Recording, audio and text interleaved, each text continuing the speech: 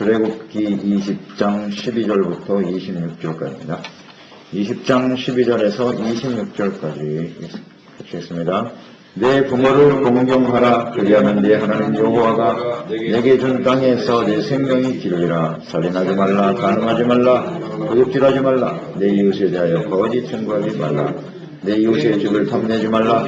내 이웃의 아내나 그의 남종이나 그의 여종이나 그의 소나 그의 낙이나 무릇 내 이웃의 소유를 탐내지 말라. 곧 백성이 우레와 번개와 나팔 소리와 손의 연기를 본지라. 그들이 올 때에 떨며 멀리 서서 모세에게 이르되 당신이 우리에게 말씀하소서. 우리가 들으리이다. 하나님 우리에게 말씀하지 말게 하소서. 우리가 죽을까 하나이다. 모세가 백성에게 이르되 두려워하지 말라. 하나님이 임하시면 너희를 시험하고 너희로 경외하여 범죄하지 않게 하려 하시느니라. 백성은 멀리 서있고 모세는 하나님이 계시는 방으로 가까이 가니라. 여호와께서 모세에게 이르시되 너는 이스라엘 자손에게 이같이 이르라. 내가 하늘로부터 너희에게 말하는 것을 너희 스스로 보았으니 너희는 나를 비교해서 은으로나 금으로나 나를 위하여 신상을 만들지 말고 내게 포단을 쌓고 그 위에 내 양과 서로 내 번제와 화목제를 드리라. 내가 내 이름을 기념하게 하는 모든 곳에서 내게 임하여 복을 주리라. 내가 내게 돌로 재단을 쌓거든 다듬은 돌로 설치만다. 내가 정으로 그것을 쪼면 부정하게 함이니라. 너는 흉대로 내 재단에 오르지 말라. 내 하체가 그 위에 드러날까 함이니라. 이웃을 사랑하라. 구원받은 하나님의 백성들은 이제 하나님을 예배하고 섬겨야 할 사람들이죠. 하나님을 사랑하는 것은 하나님께서 말씀하신 그 계명을 가지고 잘 지키는 일입니다. 그들을 애굽에서 구원한 이후에 하나님의 계획은 가나안 땅에 들어가서 그곳에 하나님의 다스림을 받는 의의 하나님의 백성들을 만들어가는 것이죠. 그러니까 믿음과 의의가 없이는 이 가나안 땅에 들어갈 수가 없는 거죠. 그러니까 이 하나님의 백성들이 광야를 지나는 것은 하나님의 테스트입니다. 테스트. 우나 브레바예요. 이들이 하나님 앞에 온전한 믿음과 의로 반응하는지 하나님을 이렇게 보시는 거예요. 그런데 이 백성들이 하나님께로부터 엄청난 은혜와 능력을 경험하면서도 별것도 아닌 사소한 일이잖아요. 사소한 일 가지고 하나님께 원망하고 불평하고 믿음이 없어. 그래서 그들에게 믿음을 견고하게 해주시려고 나타나신 거죠. 나타나셨어요. 그리고 그들에게 친히 음성을 들려주신 거예요. 하나님이 분명히 계시다. 하나님은 살아계신 하나님이시오. 그러니 내가 하는 말을 잘 듣고 의의 거룩한 백성이 되기를 바란다. 하나님의 백성이 되라는 겁니다. 그래서 바로 이제 십계명, 율법을 주신 건데요. 십계명의 핵심은 하나님 사랑, 이웃 사랑. 사랑하라는 겁니다. 하나님을 사랑하고 믿고 순종하고 하나님을 따라 나아가라고 말씀하시는 거네요. 우리 삶에 일어나는 모든 일들은 다 하나님이 우리를 테스트하시는 겁니다. 믿음과 의를 테스트하시는 거예요. 정말 믿음이에요. 우리 상황이 점점 어려워질수록 하나님을 믿고 의지할 수밖에 없잖아요. 그때 절대 원망불평하거나 근심걱정 염려하지 말고 빨리 감사로 바꾸고 하나님 앞에 믿음으로 기도하며 간구하는 사람이 되어야 하겠습니다. 이 훈련을 주님 계속 시키시는 거죠. 하나님의 백성은 이것이 어디서부터 오는 거냐면 일단 하나님과의 관계 속에서. 하나님이 우리를 구원해내신 목적이 섬김이라 그랬죠. 하나님을 섬기게 하시려고 하나님을 섬기는 하나님의 백성이 되게 하시려고 구원해내셨단 말이에요. 하나님을 섬기는 모습이 어떤 것이냐? 1계명에서 4계명. 이렇게 섬기는 것이다. 하나님 한 분만을 경외. 절대 너희를 위해 우상을 만들면 안 돼. 우리가 주님을 섬겨. 하나님의 백성이 된 이후에 우리는 자기 자신을 위해서 사는 게 아니라 하나님을 위하여. 하나님을 섬기기 위하여. 이게 언제든지 우리 삶의 중심이 되어야 한다. 자기 일을 위해서 하는 모든 것이 우상이다. 그것을 만들거나 섬겨서는 안 돼. 그들의 종이 되지 말라는 거예요. 오직 주인은 하나님뿐이다. 하나님의 이름을 망령되이 여기지 말라 그랬고 안식일을 잘 지켜라. 그게 거룩한 하나님의 백성은 으로서 해야 할 일이다. 이제 5계명에서 10계명은 이웃사랑이죠. 이웃사랑. 하나님을 사랑하고 그 다음에 그 사랑을 가지고 이웃을 사랑해야 한다. 첫 번째 사랑해야 될 이웃이 부모다. 부모를 공경하라 그랬어요. 어떻게 이웃을 사랑할 것입니까?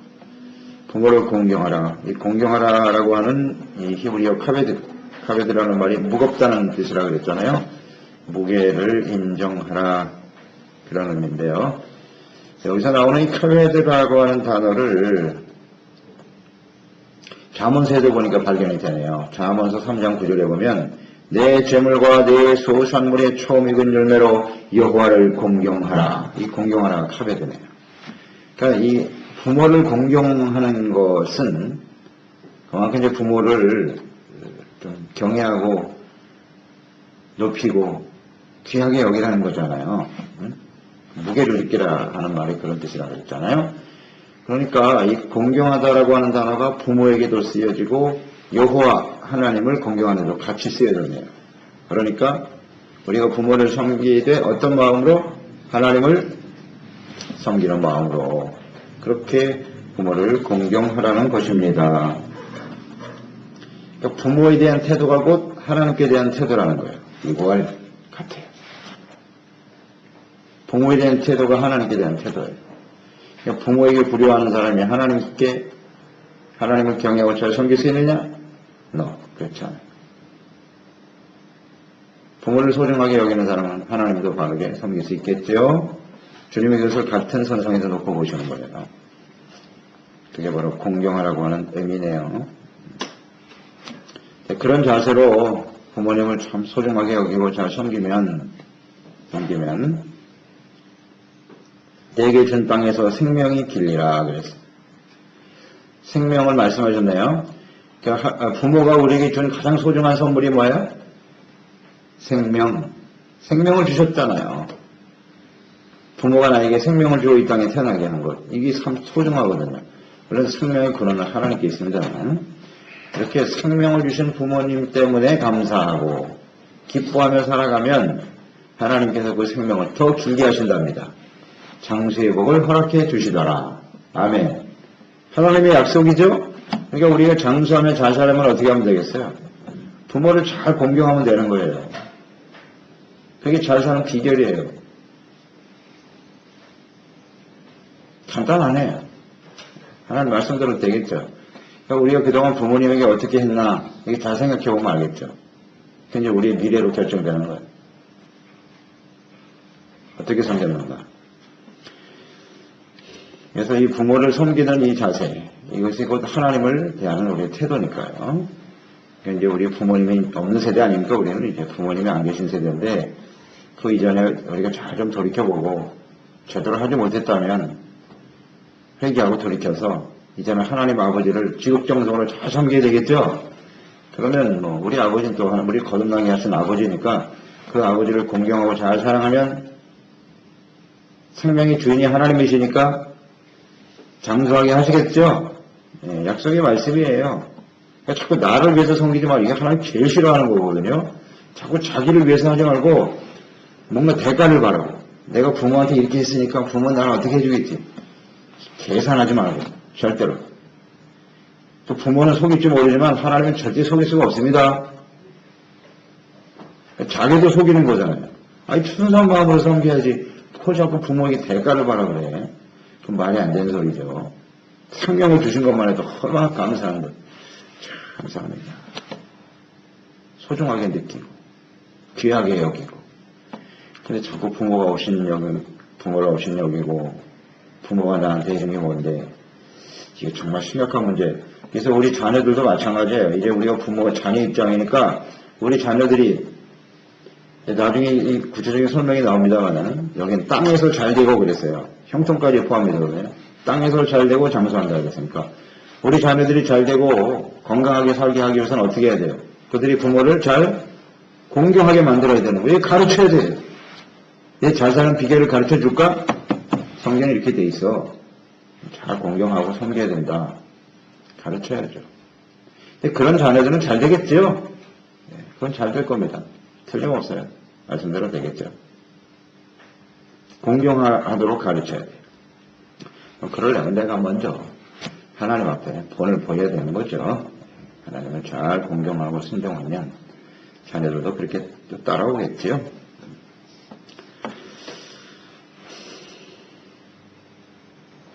생명의 주인은 하나님이시다. 이걸 우리가 생각하는 거고요. 6계명 살인하지 말아라. 살인하지 말라. 이 살인의 원인은 뭘까요? 원인. 살인의 동기는 뭐가 될까요? 우리 마음속에 일어나는 분노. 분노가 이게 참 무서운 거예요. 이걸 다스리지 못하면 그게 살인으로 이어지는 것이거든요. 우리 마음속에 분노가 일어나지 않도록 해야 돼요. 노함, 분노, 노여움, 이것은 무엇의 열매다? 육체의 열매입니다. 100% 육체의 열매입니다. 이 자기 자신 마음속에 일어나는 분노를 뭐 원인이 있겠죠. 사람들과 관계 속에서 일어나는 일일 텐데, 저 사람이 나에게 상처를 주고 나를 무시하고 조롱했다. 여기서 분노가 생기는 거거든요. 이것이 원인이에요. 이 부분을 우리가 잘 다스려야 돼요. 살인하지 말기 위해서는, 않기 위해서는. 그렇죠? 절대로 우리 마음속에 일어나는 분노를 그냥 내버려두면 안 됩니다. 그러면 그게 사탄한테 잡히는 거예요. 사탄한테 잡혀요. 그래서는 살인하지 말라는 건 우리의 마음을 다스리는 데부터 오는 거예요. 마음이 강팍해지고 싸납고 분노하고 이거 살인할 가능성이 많은 사람이에요. 하나님 앞에 이걸 철저하게 내려놔야 돼요. 별것도 아닌 것 갖고 화를 내? 자, 어떻게 하라는 거예요? 그래서 이것 때문에 형제를 비방하죠, 조롱하죠, 욕하죠. 분노가 일어나니까. 예수님은 살인하지 말라는 것을 더 확대 해석하셨죠. 형제에게 욕하고 라가라 하는 자 지옥불에 들어갈 거야 그랬어요. 형제를 욕하는 게 살인이래요. 미워하는 거예요. 이게 다 살인이라고. 맞습니다. 그게 살인 동기입니다. 살인 동기. 죽이고 싶도록. 자기 자신에게 일단 화가 나는 거예요. 분노는 자기 자신 안에서 일어나는 거고요. 내가 왜 이런 취급을 받아야 되는 거야? 여기서부터 시작이 돼요, 사실은. 내가 얼마나 존귀한 존재인가. 하나님께 대부분 화를 잘 내는 사람은 자아가 약한 사람들이에요. 자기에 대한 자존감이 아주 약한 사람들이에요. 이런 사람들은 누가 자꾸만 뭐 건드려도 큰 화가 팍 그냥 말하자면 열등감 심한 사람들이죠. 이게 굉장히 위험합니다. 이게 다 버려야 돼요. 우리는 하나님 앞에 보배로운 소중한 하나님의 자녀입니다. 예수 믿고 구원받은 순간 자존감이 높아지는 거예요. 그러니까 사람들이 뭐라고 해도 별로 신경을 안 써요. 화가 안 나요, 그런 거 가지고. 그럴 수도 있지. 내가 얼마나 하나님 앞에 존귀한 하나님의 자녀인데. 할렐루야. 우리가 분노하고 화내는 거 조심해야 합니다.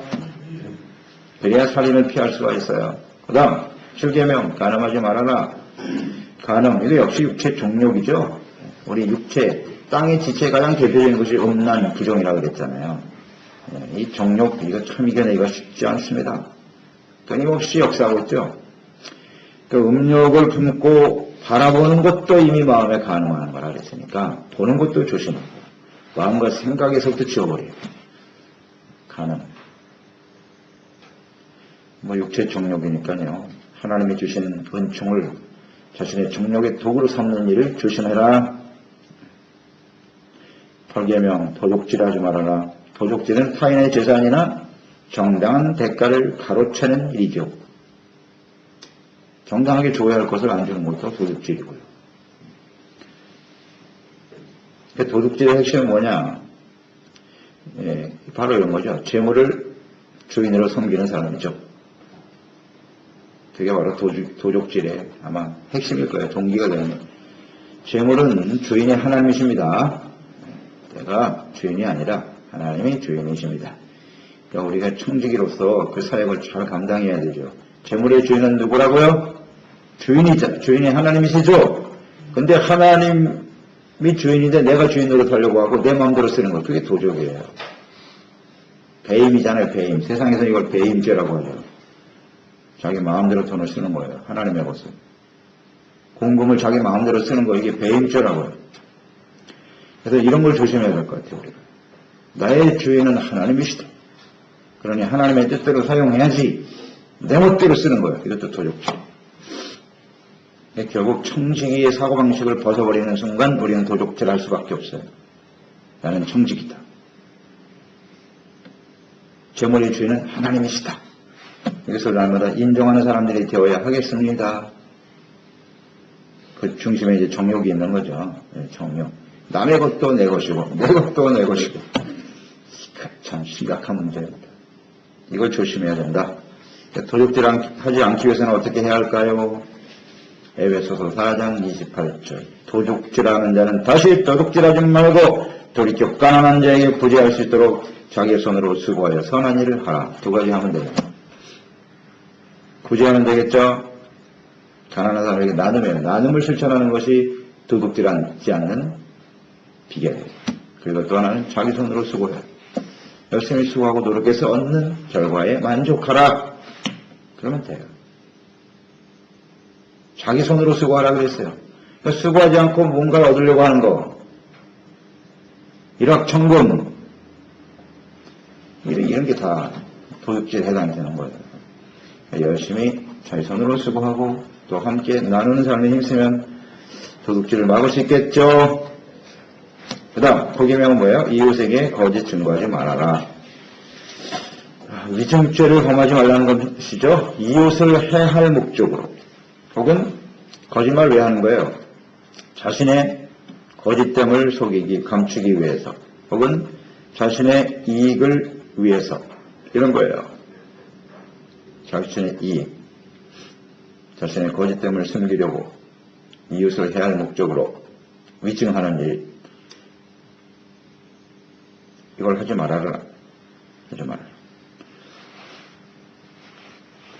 근데 이 거짓말이라고 하는 것이 그 근원이 어디서 나오는 거냐? 마귀로부터 나오는 것이다 그랬어요. 요한복음 8장 44절. 너희는 너희 아비 마귀에서 났으니 이는 그가 거짓말쟁이요 거짓의 아비가 되었음이라. 거짓의 아비는 마귀입니다. 그러니까 이 사탄의 말을 들으면 우리는 거짓을 행하게 돼요. 그러나 하나님의 말씀을 듣고 하나님의 말씀만이 진리죠. 여기 거짓이라는 거 잘 우리가 이해해야 합니다. 오직 진리는 하나님의 말씀뿐입니다. 하나님의 말씀이 아닌 것은 다 거짓말입니다. 간단해요. 그래서 내가 지금 하고 있는 말이 이게 성경에 나오는 말이냐? 성경적인 말인가? 하나님이 말씀하신 말씀의 내용이 맞나? 그렇지 않다면 함부로 이야기하면 안 되죠. 그게 다 거짓말이에요. 말씀대로 안 하면 다 거짓말이에요. 하나님의 말씀을 모르면 안 되겠죠. 말씀과 성령의 인도하심을 따라 살아가는 일이 필요하겠습니다. 마지막 십계명, 이웃의 집을 탐내지 말아라. 탐심이죠. 탐심을 버려라. 탐심은 죄악의 뿌리입니다. 탐심이 곧 우상숭배라 그랬어요. 그러니까 자신의 욕망을 채우기 위해서 이웃 사람의 집이라든지 아내, 종, 가축 모든 소유를 탐내지 말라. 탐낸다는 의미를 아시죠?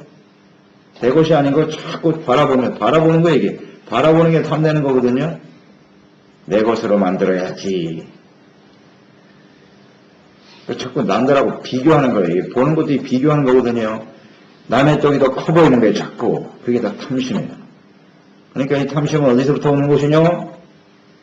자기의 주어진 모든 삶에 만족하지 못한 데서 오는 거예요.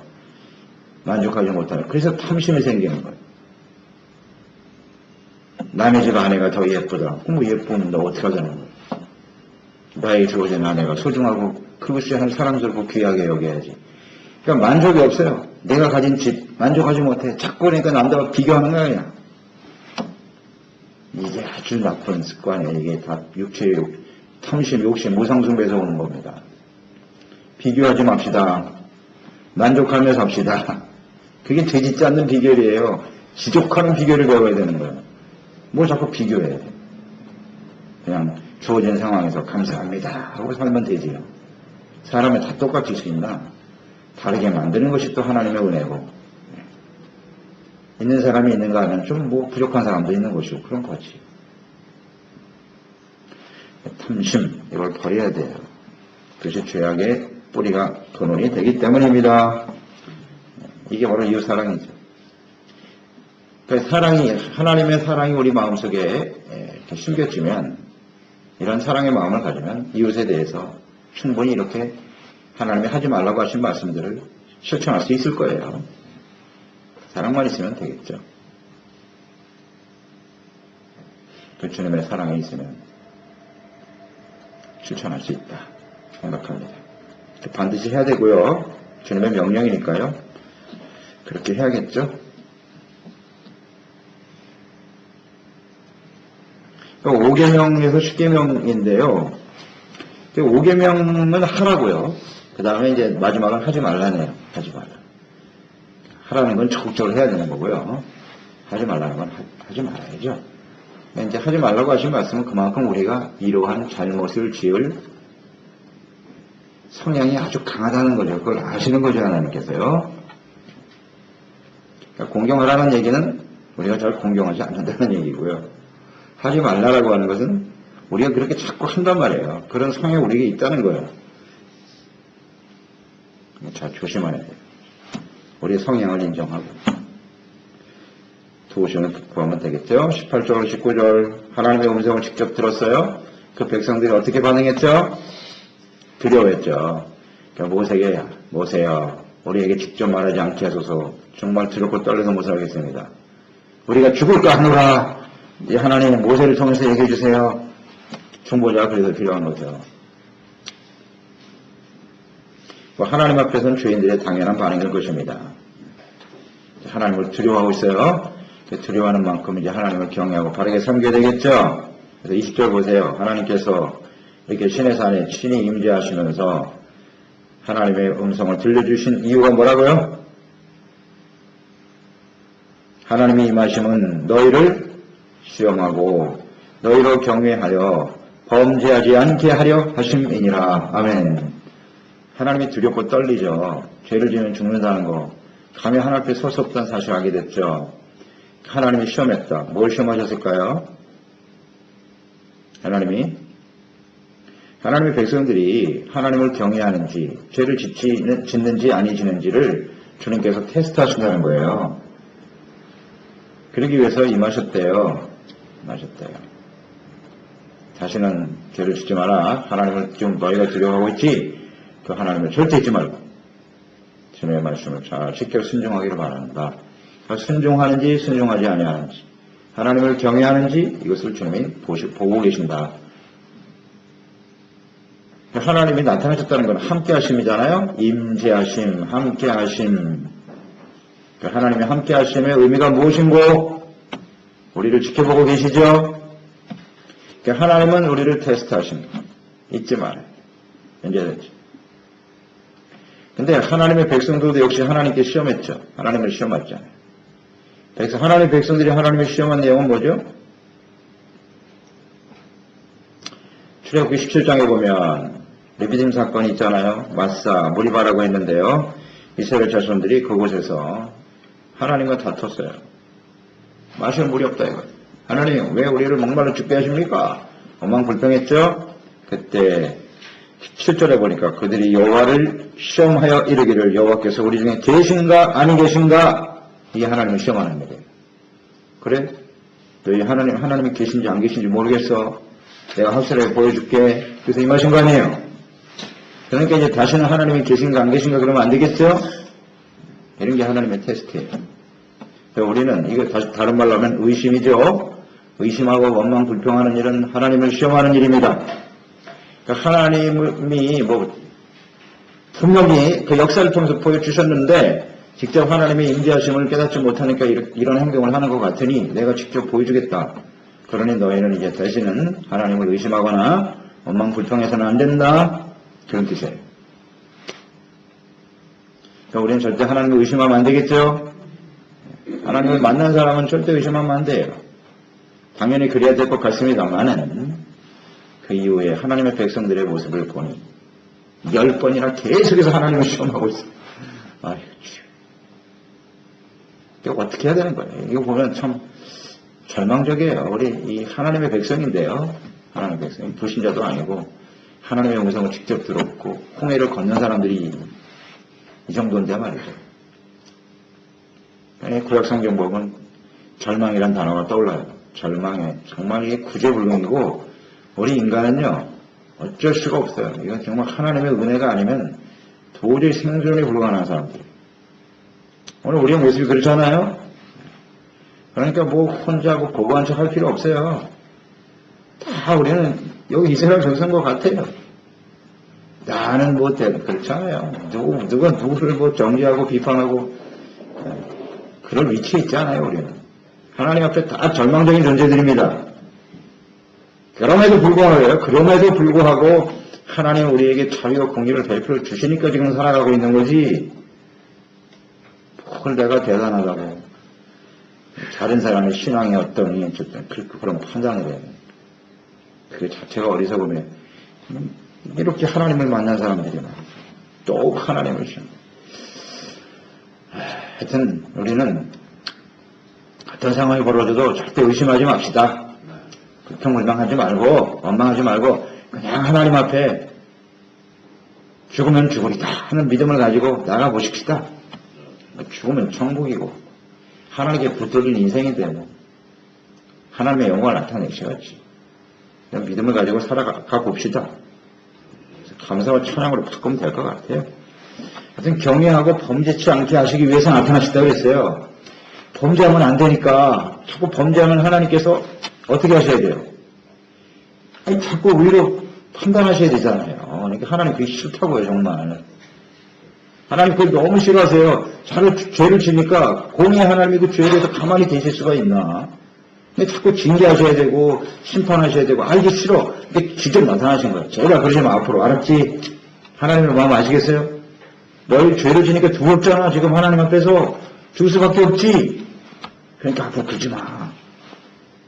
그래서 하나님을 좀 정말 시험하지 마라. 나를 시험하지 마. 이런 뜻이잖아요. 내가 이렇게 죄를 지는데 하나님 나 어떻게 알아볼까요? 정말 이러면 안 된다는 거예요. 하나님을. 근데 우린 그런 모습을 하잖아요. 어떻게 그 하나님 앞에서 그냥 함부로 죄를 짓고 하나님 나 어떻게 하시나 볼까? 이런 패역한 자식이 어디 있어요? 절대 그러면 안 되지요. 우린 그러고 있잖아, 아직도. 답답하죠. 하나님이 나 말씀대로 순종하는데 망하게 하시나 볼까? 내 힘으로 얼마든지 살 수 있을걸? 아직도 이러고 있어. 그거 어렸으냐 젊었을 때나 그러는 거지. 이제 나이가 들어서 이제 천국 갈 날이 가까운 사람들이 아직도 그러면 곤란하죠. 하나님과 그것 때문에 서로 밀고 당기고 있으면 곤란합니다. 우리는 언제든지 손 들고 행복하고 하나님 앞에 그냥 언제나 믿음과 순종으로 따라가는 사람이 됩시다. 은혜 받고 하나님의 음성을 들은 사람들 어떻게 해야 돼요? 22절 23절 나를 비겨 너희를 위하여 절대 형상을 만들면 안 돼. 이제 하나님 직접 나타나셨으니까 다른 걸 자꾸 하나님처럼 신으로 섬기면 안 된다. 주님이 아주 강력하게 부탁을 하셨나. 형상을 만드는 이유가 뭘까요? 왜 형상을 만들죠? 하나님이 안 보이시잖아. 이게 안 보이니까 아마 이게 하나님이실 걸 하고 만들어 놓고 자꾸 갖다 비는 거야. 그러니까 하나님 답답해서 나타나신 거예요. 봐라, 너 봤지? 너희들 음성 들었지? 그러니까 자꾸 보이는 형상 따르려고 하지 마. 그런 뜻이, 그 하나님 마음 아시겠어요? 절대 만들지 말아라. 이렇게 주님이 간곡하게 부탁을 하고 계신데 또 그냥 형상을 만들어서 예수님의 형상은 이렇게 생겼고 뭐 마리아 형상 그걸 그냥 걸어놓고서 아이고 참 답답하네. 하나님의 마음을 이렇게 몰라.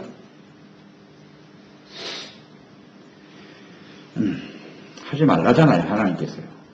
하나님이 꼭 그렇게 모양을 봐야 하나님이 보이나? 우리 마음 중심으로부터 이렇게 하나님이 말씀으로 역사하고 계신데 그걸 모르겠느냐는 거죠. 안타깝습니다. 그 다음 마지막 24절 26절에 보면 어떻게 해야 된대요? 하나님께 제단을 쌓으라 그랬네요. 무엇을 드리라고요? 번제와 화목제를 드려라. 번제와 화목제는 왜 드려야 되는 거야? 번제와 화목제는 왜 드려야 되지요? 주님께서 드리라고 했는데 번제의 의미는 뭐예요? 회개. 또 하나는 감사죠. 감사. 속죄와 감사의 의미가 제물입니다. 그러니까 율법 말씀 1계명에서 10계명을 쫙 주셨어요. 그것을 비춰보면서 그 죄가 드러나거든 하나님 앞에 나와서 제단을 쌓고 번제를 드리고 그래서 하나님과 회개하고 용서받고 화목제라고 그랬잖아요. 용서받을 때 화목해지는 거예요. 이것을 위해서 단을 쌓으라는 거죠. 근데 이것이 이제 율법으로 구체가 되지요? 구체가 됩니다. 그게 이제 하나님의 뜻이에요. 뜻이고, 그 다음 주님께서 말씀하시면서 24절에 보세요. 내 이름을 기념하게 하는 모든 곳에서 내게 임하여 복을 주리라. 아주 중요한 약속을 하셨네요. 주님의 이름을 기념하는 곳, 그것이 뭘까요? 하나님의 이름을 기념하는 곳이 뭘까요? 예배죠, 예배. 그러니까 하나님의 이름을 높이고, 하나님의 이름을 찬양하고, 하나님 이름은 하나님의 속성이니까요. 하나님을 임재하심을, 하나님의 이름을 소중하게 여기고, 그 하나님을 예배하고 섬기는 그곳에 하나님이 어떻게 하신다고요? 프레센시아 데리오, 임하신대요, 거기. 거기에 임하고, 그 다음에 뭘 주세요? 복을 주십니다. 그게 바로 예배죠? 예, 하나님의 이름을 높이기 위해서 모이는 곳이 예배입니다. 그곳에 하나님이 임하여 계십니다. 그런데 하나님의 이름을 위해서 모이는 게 아니라 자기 이름을 위해서 모인다면 하나님이 그곳에 계실까 안 계실까? 안 계시죠. 그러니까 우리는 너희를 위하여라는 말과 같거든요. 그러니까 우리가 예배로 모이는 이유는 하나님의 이름을 높이고 하나님을 영화롭게 하고 구원의 하나님을 찬양하고 섬기기 위해서 모여야 되는 거예요. 그러면 그곳에 하나님이 임하셨어. 복을 주신답니다. 아멘. 그러니까 우리는 일평생 이 하나님의 거룩한 임재하심 앞에서 온전한 예배, 진실된 마음으로 하나님을 예배하면 하나님께서 그게 복을 주십니다. 복. 그러니까 하나님과의 교제잖아요. 예배를 통해서 하나님과 만나고 하나님과 교제하고 이게 축복 아니에요? 하나님과 바른 관계 속에 살아가는 게 큰 축복이에요. 그게 복의 근원이에요. 그 안에 다 들어있으니까. 다 들어있으니까. 주님께서 이걸 원하시네요. 참된 예배, 섬김, 헌신, 기념하는 곳, 하나님의 이름을 기념하는 곳이 곧 성전이죠. 그러니까 성전이 중요한 거예요. 성전이. 성전과 예배가 잘 이루어진다면 하나님께서는 그들과 함께 하셔서 복을 주시겠지요. 하나님의 율법과 계명과 하나님을 바르게 섬기는 예배가 어떤 관련이 있는지 이것을 우리가 잘 묵상하면서 하나님이 기뻐하시는 하나님의 이름을 높여드리는 성전, 교회를 세워가는 일에 힘쓰는 저희들이 되어야 하겠나이다. 기도하겠습니다. 하나님 아버지, 오늘도 주님의 말씀을 듣습니다. 이웃사랑, 이것은 하나님의 사랑에서 기초하는 것이죠. 하나님을 바르게 사랑하고 섬기지 아니하는 이웃사랑은 아마 어려울 것입니다. 하나님을 알고 그 하나님을 섬기는 저희들, 우리가 얼마나 하나님 앞에 사랑받는 사람인가, 이것을 우리가 깨닫고 나면요, 그 주님이 주시는 사랑으로 이웃을 사랑할 수 있어요. 그 계명들 충분히 우리에게 지킬 수 있어요. 우리 스스로는 안 되지만 하나님의 사랑과 은혜가 우리 가운데 임하여 있기 때문에 가능할 것입니다. 하라는 말과 하지 말라는 말씀이 있는데요, 우리의 성향이 그렇게 갈려져 있다는 거예요. 하라는 것은 안 하고 하지 말라는 것은 하려고 하는 이런 아주 잘못된 습성이 우리 가운데 있거든요.